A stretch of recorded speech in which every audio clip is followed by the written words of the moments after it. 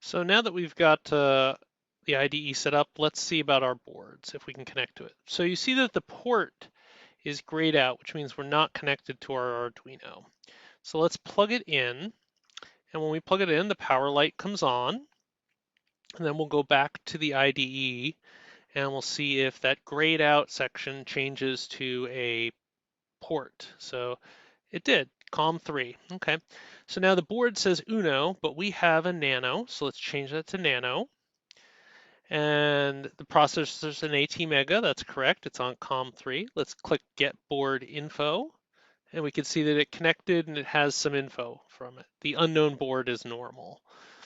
So the next thing we're going to do is we're going to look at some example sketches. So these ship with the IDE. So let's go to Basics, Blink, and this is a sketch that will pop up in a new window.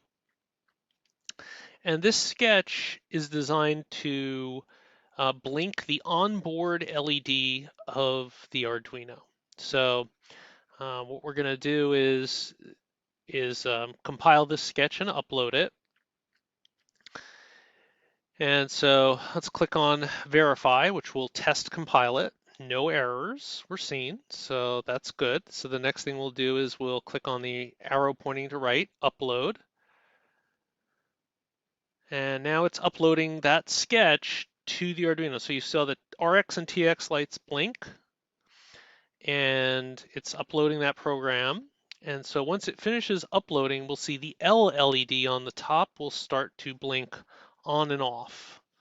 So on and off in 1 second intervals. So congratulations, you've uploaded your first sketch to an Arduino Nano.